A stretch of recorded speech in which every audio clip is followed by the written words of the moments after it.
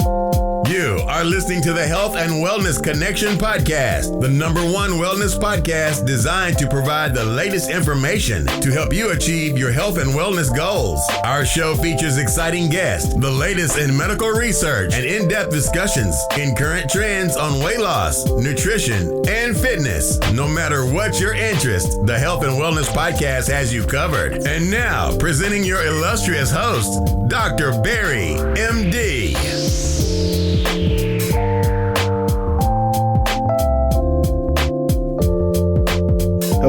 Hello, and welcome to the latest episode of the Health and Wellness Connection. I appreciate you guys stepping in. And no, I'm just kidding. We have sound effects, but we got an upgraded setup actually, guys. So we're actually going to do a nice kind of different show today. Again, I'm your host, Dr. Barry here, the host of the Health and Wellness Connection. This is the premier source of health and wellness information and news. We do a lot of searching on the web, looking for some of the latest health trending topics. And, thankfully, we actually are able to engage the power of AI to make the show even better. We got some new resources, and we're doing research. I have programmed a bot to do all the work for me. So this is actually an AI version of me. I'm just kidding. But no, we're actually using some good ways to get more info and getting better articles to you guys to make sure that we're kind of, doing our best to stay abreast of the latest developments in the health and wellness space. So again, I'm your host, Dr. Barry. I'm a board certified health and wellness physician, as well as a emergency physician. So we like to talk about things that are affecting the community. At this point in time, we know healthcare is a challenge for a lot of people, especially in the United States of America. So we try to provide info so you can stay healthy, be healthy, and try to reduce visits, just by giving that basic information that will help you kind of take care of a lot of health issues. But at the same time, we're always here to help. And of course, if you obviously have a medical concern, please call 911 or go to your nearest urgent care or emergency room. So thank you for joining us today for another episode. We have a lot of good topics today, actually. It's going to be a very interesting show. A lot of cool things, a lot of cool developments in the research space, and a lot of new information about horrible things that we've already pinpointed on this show, especially when it comes to sugary drinks and things like that. It goes a little deeper than just gaining weight. Unfortunately, with these drinks, we're getting new evidence that our mental health is being negatively affected, especially when it comes to sugary drinks. We'll talk about some new research as well. And just in general, we're going to really hit a lot of interesting topics just to kind of let people understand what's really going on out here and the best ways to keep a healthy profile. Now, before we get into the news, got to do a commercial here. So I just want to talk about one of the latest products that we have launched that's actually doing very well. And I want to thank you guys for the support.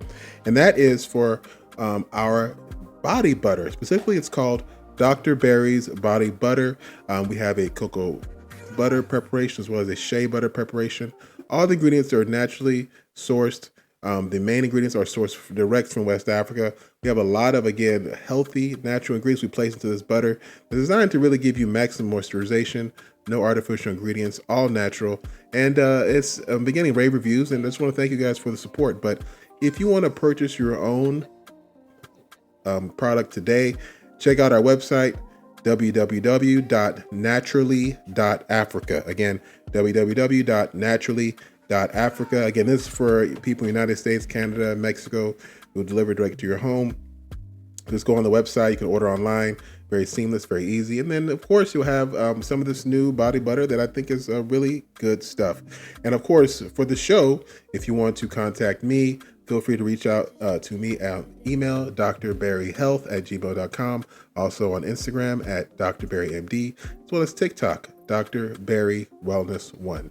So now let's dive into some of the latest topics here that we were going to present to you guys. So the first one is in regards to the developing mental health crisis and silent pandemic. There's a lot of concern now that there's really like this silent mental health pandemic that's going on with surging rates of depression, PTSD, schizophrenia, and all other mental health needs are not being met. This is a global issue. This is, of course, definitely the case in America, but it's going to be the case all over the countries. throughout the globe. So it's something that's very, very kind of intriguing, because in a country that has a very developed healthcare system like the United Kingdom, where, we quote the Biobank multiple times regarding research, and they do a very good job tracking people's utilization of healthcare, what they're getting treated for, and all this stuff to kind of see trends. And they have noticed that there has been a massive surge in mental health related conditions people are seeking help for. Again, this is out of, the UK. Their College of Psychiatrists, known as the Royal College of Psychiatrists, they highlighted that 4.1 million people made contact with mental health services in England between 2024 and 2025. That's an increase of 56% compared to 2016, 2017. So over the past 10 years, mental health service utilization has increased 56%. Now, again, as I told you before, I am an ER doctor, so I actually work in the ER, and I can tell you for sure that we're seeing an increased number of patients seeking mental health services, depression, suicide, and this is all ages. It's very unfortunate because, again, the stressors of living apparently has become very, very overwhelming for a lot of people, and they're seeking help as well as coping with stressful situations and things of that nature. So just be aware of that, and just know that there is help out there, especially if you're, in different counties that have dedicated mental health services. Now, one thing I will say that there has been a push by this current administration to address mental health issues, and they're actually funding mental health treatment centers as well. But that's good that there are, people focusing on helping improve resources for mental health patients and mental health services. But definitely it's not enough, and I think we need a lot more. So let's hope that things like this are focused on as we go forward. Now, again, this is a UK study that I'm quoting, obviously, but clearly the cases of mental health issues are also very, very bad in America due to some of the things we're seeing and trends we're noticing, throughout the populace. So yes, guys, mental health is real. Please take advantage of mental health services if you do have them in your area. There are free services for anyone to access if you are having mental health issues, and there are dedicated resources in most states in the United States of America to help patients who need access or who need help in the mental health realm. So yes, guys, be aware of that. It's very important that you access those if you do have those concerns. Now, one thing I want to do is talk about is more solutions, especially when it comes to mental health. Now, what do you think it may be triggering this increased mental health issues that we're seeing throughout the world? Now, I've focused on, social media is a big one. I think social media has definitely caused people's mental health to deteriorate due to seeing other people with these so-called fake lifestyles that they're thinking that is the standard. So people are working and doing things to attain this quote unquote lifestyle that usually is not even real. So that's one of the big issues. But you have things like people are being burnt out from maybe overworking, people feeling mentally exhausted just from day-to-day stressors. People are not sleeping well. That's a big one as well. People are just being overstimulated, too many screens, too many people just constantly looking at random images that's, usually fake. Especially with AI now, it's really become bad. Everything is so fake and generated that you don't know what's real, what's not. So I say just assume it's all fake. Focus on developing your own lifestyle that will be amenable to your mental health. And, I think it's a complicated discussion, obviously. And I think definitely something that we'll definitely have a future show on. But for now, I can tell you the highlights and things you should do in the short term. Be sure you're getting enough sleep, 6 to 8 hours. Very important. Just go back in the archives and do the whole show on sleep, multiple shows on sleep, and the importance of it and the benefits of it. If you have, a deep desire to learn more about sleep and ways to improve sleep, as well as, ways to why it's important. Make sure you're getting sunlight. You're moving around, guys. Being indoors all day is unhealthy. Vitamin D is actually derived directly from sunlight. So if you're not getting sunlight, you're going to be deficient in vitamins, especially vitamin D. And ultimately, just making sure you're moving around, staying active. We have an interesting study that shows how being active can reduce multiple different cancers. So, it's just clear now, moving and being active is critical for long life and wellness. So please keep that up. And just overall, reduce digital exposure, reduce social media, reduce usage of these online entertaining devices that kind of keep you glued to a fake life, which is, I think, a big factor in mental health. So yes, guys, it's not easy, but, I think a lot of things we can do to protect ourselves from some of the issues that can cause negative mental health. And hopefully those can help in your journey as far as finding that perfect kind of situation for you from a mental health standpoint. Now, when it comes to mental health, this is directly tied into some of the things we see when it comes to obesity, because mental health is not just a psychological issue. Your brain affects your entire body. So if you're not mentally well, it's going to negatively affect your body, and one of those big results is obesity. People tend to become depressed, and they tend to eat to feel better, overeat, become obese. And that's, I think, part of the reason. But this is one reason why GLP-1s have been such a big kind of development, because they're actually, I think, targeting that mental link between obesity and our mental status. Now, I can tell you, full disclosure, I am currently on a GLP-1, tirzepatide, and I'm losing weight and it feels pretty good. But I realize what it's doing and why it's effective is because it reduces those food cravings and those food noise, if you will, that makes people overeat. If you recall, those who've been following me for a while, that the book that I wrote back in the day, Next Level Weight Loss 2.0, available on Amazon, by the way. Check it out if you want some more info regarding weight loss. But that book, we talked about the link and how the mental triggers is what's really causing people to do these unhealthy things regarding to overeating and snacking and things like that. And so this is why, we focused on then writing things down, taking documents of what you're eating that can help reduce your intake. And that's what studies had shown. But now with these GLP-1 drugs, we know that these drugs are actually targeting those brain triggers that make us overeat and always crave food despite the fact that we have just eaten. And I think that's part of the big reason why they're so effective. So, I think it's kind of showing that these GLP-1s are really kind of treating a behavioral issue as opposed to, treating our, medical issues. And I think, we could say that it's fake or it's not real or it's not an effective drug, but I think the numbers speak for themselves. You have people who are, having less hospitalizations, less chronic illness complications and so forth. And I think that if that's what it takes, I think that's something that I think is worth exploring. Now, of course, people worry about dependency and whether or not, if we're on these drugs, whether or not it's actually going to be something that's going to be required for people to continue using in order to maintain a healthy weight.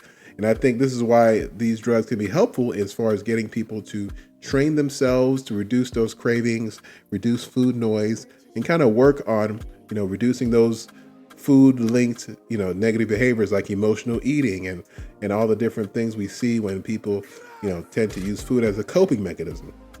So I think that's the main benefit of these GLP-1s, is kind of combating those bad habits that we have learned due to the society and what we push and what we focus on. So I think that this is an interesting, kind of topic as far as mental health, because I think the mental health component is what's leading to a lot of the other illnesses we're seeing, especially, what we're noticing in America. Even when it comes to drug use and things like that, many of those are also used as coping mechanisms to treat undiagnosed mental health issues. And I think, things like, alcoholism, drug abuse, drug addiction, all those things are part of that as well. So, let's keep exploring, keep kind of discussing mental health. I think that's where, honestly, this issue lies when it comes to people's overall poor health. And hopefully we correct that mental health issue that can lead to a lot of improvements in the well-being of, the general populace. So yes, we'll keep focusing on that, and we'll keep bringing you topics regarding mental health and, see whether or not there's a link. All right, so the next topic comes in some of these new research that's showing some breakthroughs in science.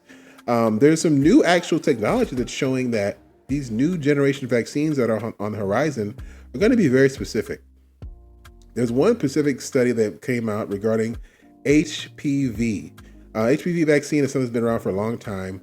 HPV, of course, is a virus that actually causes cancer in cervical cells in women, and one of the biggest causes of cervical cancer in women in all over the world. So Northwestern, a big school in Chicago, they actually published some research showing that when it comes to cancer vaccines, they can be very effective in targeting different cells, especially cancer cells. Now, this is one thing that I don't think we do enough in this country. Many countries have really pioneered a lot of cancer vaccines as far as using vaccines to treat cancer, as opposed to, bathing patients in poisons and anti-tumor drugs, which are very deadly. But again, they are effective for killing cells, and cancer, of course, is an overproduction of cells. But there's a lot of technology that's been out all throughout the scientific realm regarding cancer killing cells and creating those using vaccines. So they found some new vaccines that are very effective as far as creating cancer-killing cells with your own immune system that are designed to target cancer cells and kill them. So these are actually very effective, and it's going to be honestly the future of cancer treatment, because the current cancer treatment is very devastating to the body. It's very kind of, it's very toxic, if you will, because again, they're using poisons to kill those cells, radiation, things like that, which can be very hard on the body. So using kind of targeted immunotherapy can be a lot easier to handle and can make cancer treatment far more tolerable and probably less deadly as well. So they're creating new drugs, new vaccines that, using a combination of key ingredients as well as using a technology known as CRISPR, where they're able to identify cells and delete certain areas of the DNA to make these cells, they're modifying the T cells in your immune system so they can target these cancer cells and eliminate them, thereby eliminating the cancer. So this is like new next level stuff. And I think this is the reason why research and science is so important, because it can help us target some of these issues that have been, affecting humans, for centuries. So yes, we'll definitely keep abreast of that, especially when the official data is published. But yes, new fancy vaccines are going to be kind of, I think, the future of healthcare and where we're headed as far as targeting and treating illness.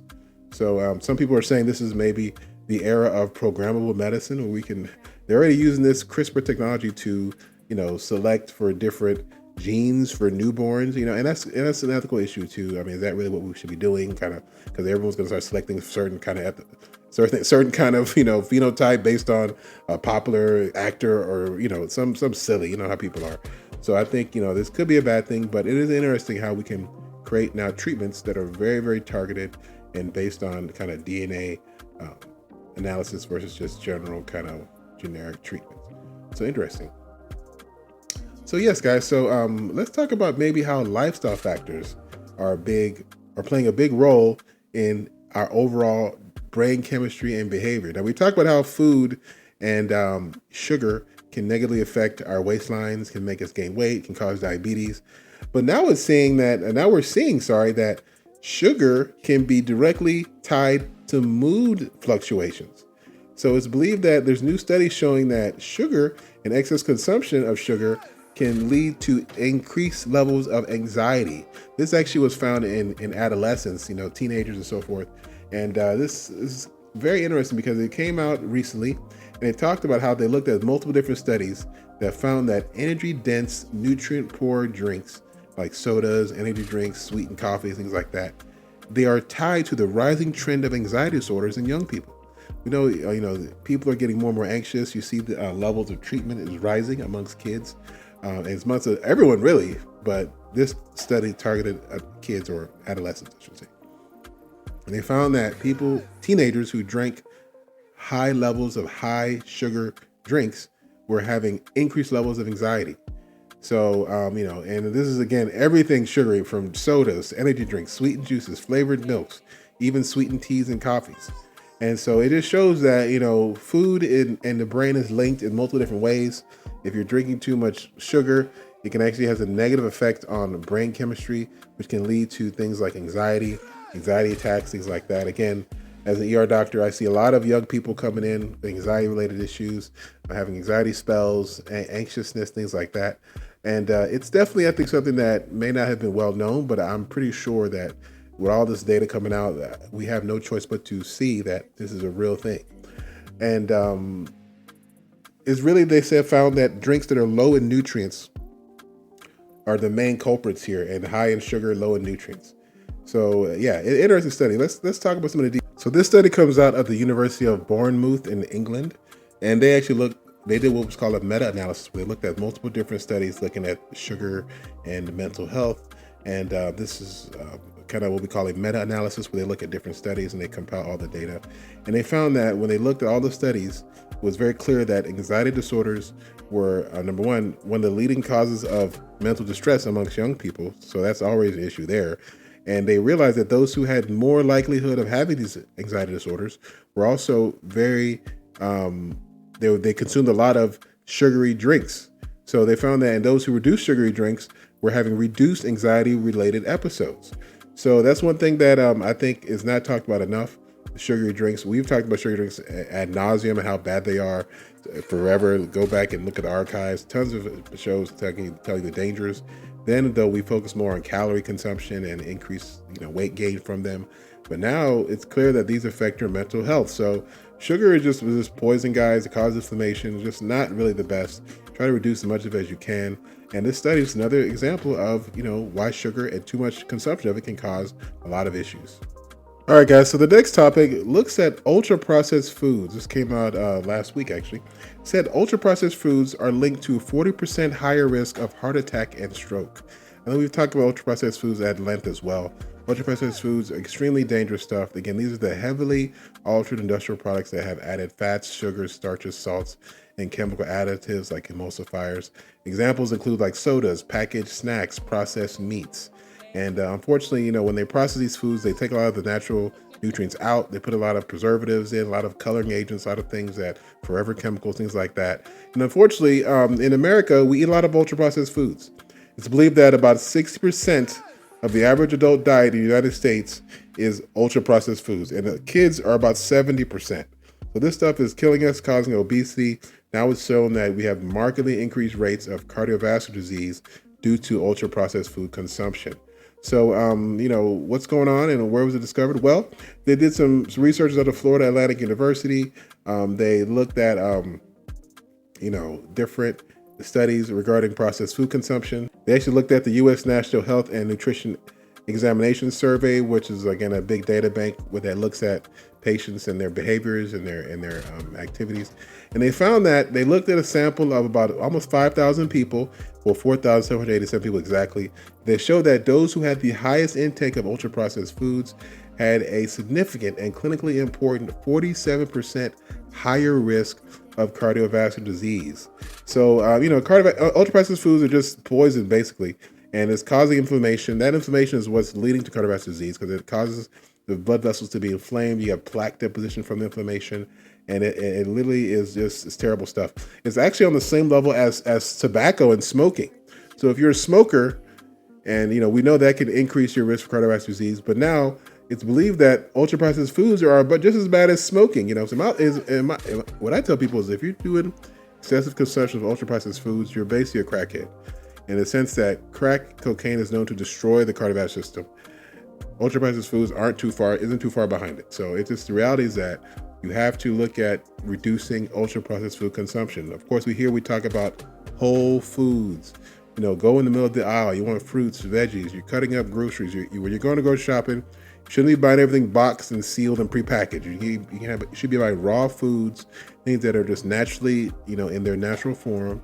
Now, some people will say with the whole GMO fruits and vegetables, that may not be good as well. But ultimately, organic is best, but organic can be expensive, so you got to be careful. But you can find access to a farm is ideal, but ultimately, get it where you can.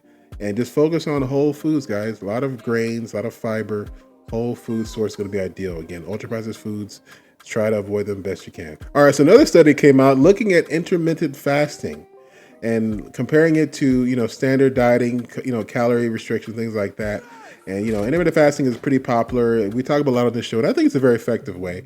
And that means you're going usually 72 hours, not eating a lot of food, and then you eat regularly for a few days. You go, fasting for a few days, and just try to reduce the whole goal is to reduce caloric intake, but making it official and effective so that you can make sure that you're reducing that dietary intake. Now, new data is showing that it does not appear to help overweight or obese adults more than standard diet advice. This is a new study published by the Cochrane Review. And, it depends on, what you believe. I think tomato, essentially, whatever works best for you. If you get successful intermittent fasting, go for it. If you like to count your calories and really restrict it, your diet intake for the day, go for it. Both methods are very effective, really up to you and how you utilize them. So this study looked at about 22 different clinical trials, but again, different trials that targeted and looked at these different dietary methods.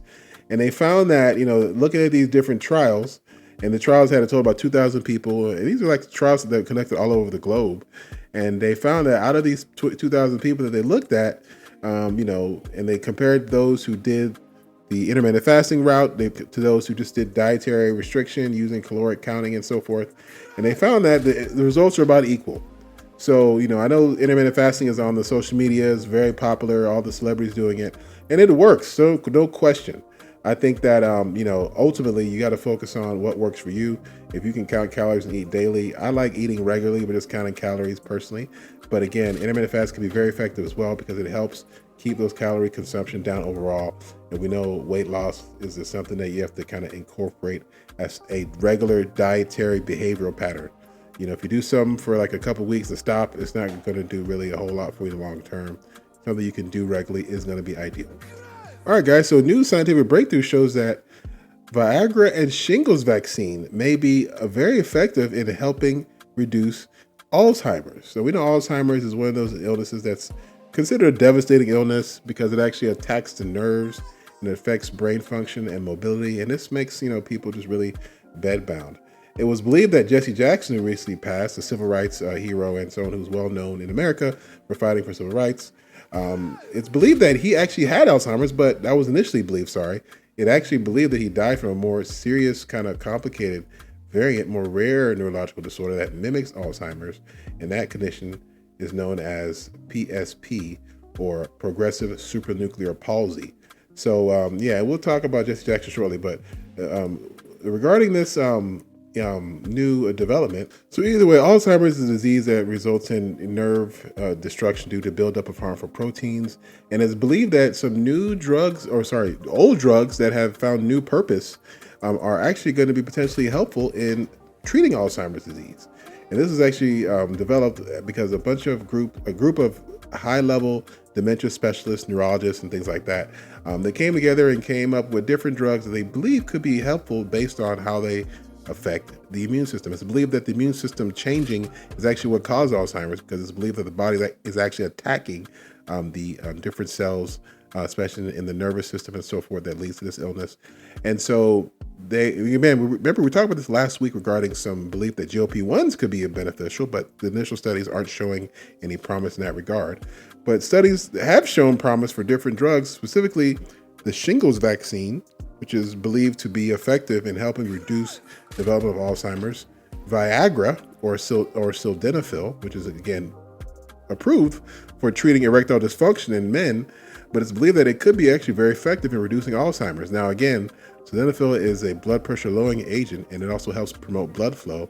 It's believed that Viagra, can help promote blood flow to the brain, and not only to the to the nether regions, but also to the brain, can help reduce damage that we see in patients who have Alzheimer's. Also, it's believed that Riluzole, which is used for motor neuron disorder, it's not as popular, obviously, but it is something that is approved for motor neuron disorder, is actually potentially a useful treatment for Alzheimer's as well, because it helps reduce that harmful protein. So ultimately, I think this is interesting. I love when we use old drugs to treat new illnesses. People always say that, once you have FDA approval for one drug or one illness, they just kind of stick to that. But I think, the human body is complex. Some of these drugs can affect multiple different processes. And, I think this is something we want to see, using old drugs for new purposes, because that could be a great way to be more efficient when it comes to addressing healthcare issues. So let's talk briefly about Jesse Jackson. Jesse Jackson, civil rights icon, died at 84 this week. After living with progressive supranuclear palsy. Again, it's similar to Alzheimer's, but a little more advanced. It progresses quicker. It's more deadly, basically. And it's believed that this is what ultimately caused him to pass away. So it's just something that we need to be aware of. Ultimately, this is a condition that we're not sure how it develops, but we do know that once it develops, it progresses pretty rapidly and affects the vision, affects balance, affects your ability to be mobile, and it can be very difficult to live with. And ultimately, it's believed this is what caused Jesse Jackson to pass away. So again, rest in peace to Jesse Jackson. Again, he was a civil rights leader. And again, ultimately, this shows health is wealth, guys. You got to make sure that, taking care of yourself, reducing stress, reducing inflammation can be an effective way to help prevent development of different conditions, guys. And, just keep that in mind as you progress throughout the day, guys. Okay, let's briefly talk about medical tourism. Medical tourism is a trend that where people go to different places, different countries, different destinations to get cheap medical treatment. Now, medical tourism is believed to be on the rise, and Florida is emerging as one of the hottest spots in the country to get medical care. Now, usually price is what determines people's movements around. People go places typically to get cheaper treatments. People used to go to Mexico back in the day. That was a popular destination, but I guess it's got so popular now. People are saying prices are actually matching now American prices. I remember I was in Mexico and I was going to the pharmacy and to buy some drugs, particularly antibiotics, things like that. And I saw the pricing had almost matched the pricing we see in the United States. So I don't know what's going on in Mexico, but it's now losing its allure as a tourist destination for medical treatments. Now, well, maybe not everything, but it's definitely not becoming it's definitely getting more expensive down there, I should say. We also know Turkey is very popular. We see that on social media a lot, where Turkey is a popular destination for people getting hair transplants, especially. It's believed that 50% of people getting hair transplants, or people per se going for medical tourism in Turkey, are going for hair transplants, is what the latest estimations are. But people go for all kinds of reasons, just general checkups, dentistry treatments, plastic surgery, and things like that. It's believed that, especially in Turkey or other destinations, people can save up to 70% on procedures compared to Western countries. So that's a big drop. Can you imagine? Like, hair transplants is a big one. Hair transplants is believed cost about $2,000 in Turkey, but meanwhile, in the United States, it's about $12,000. So it's just outrageously more expensive in the United States. And people always say, well, the danger is quality. You go down there and some quack operates on you, you get a lot of issues. And that used to be the truth. But now people have seen a significant upgrade in a lot of the health services that you see in a lot of these countries. Turkey being one of them. They're one of the most sophisticated medical destinations. Very, very advanced treatment centers. Nothing really, bootleg about it. So it's a great deal, and you're getting excellent care. So it's really a good deal for anyone, honestly. But I do think this is now something we're seeing. Many clinics and doctors are trying to address that and trying to provide that in the United States. We've seen that in Florida. I actually have a funny story.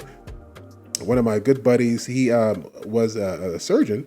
And I know during training, after training, to get more practice, he actually went down to Florida and practiced in one kind of clinic where they were doing literally all these medical procedures, especially cosmetic procedures are big down there. Go down there and they'll be offering very, very cheap, reduced price surgeries like, BBLs and breast implants for a fraction of the cost. And they would just set it up almost like a conveyor system where you come in there and get your surgery, get out the next day, and they're back on the plane back to their home destinations. And this is very popular down there, especially in Miami and the different cities down in Florida. And I think it's part of the reason why you see Florida getting a lot of kind of recognition as a medical tourist destination. Now, ultimately, some could argue these aren't as safe, and it's better to have a dedicated doctor who treats you from start to finish. But again, due to costs and people's desire to get these procedures, you see a lot of more of these kind of, quick and dirty kind of medical treatment plans that are designed to get people to come in for reduced costs. And, interesting to see how this will develop because, again, cost is always the biggest factor for people migrating from place to place. So maybe, if there's more people doing this, there'll be a greater pressure to reduce costs in the United States for these treatments. So, yeah. All right, guys, that's the end of the show today. Thanks for joining us today. I will be back next week. We're trying to keep it consistent, guys. So appreciate you. Share the show. Like the post you see online, guys, and just again, show some love. We appreciate you guys. This is the latest episode of the Health and Wellness Connection. I will be here next week with more interesting topics. Peace. Thank you for listening to the Health and Wellness Connection podcast and radio show. For more information on ways to get healthy, please check us out. www.anchor.fm/HW Connection. Here you can re-listen to the show, check out older shows, and even further support the show by becoming a subscriber to the podcast. Please check us out today. Again, that's anchor.fm/HW Connection. And also, don't forget to follow Dr. Barry on Instagram at drbarrymd. Until next time, stay healthy.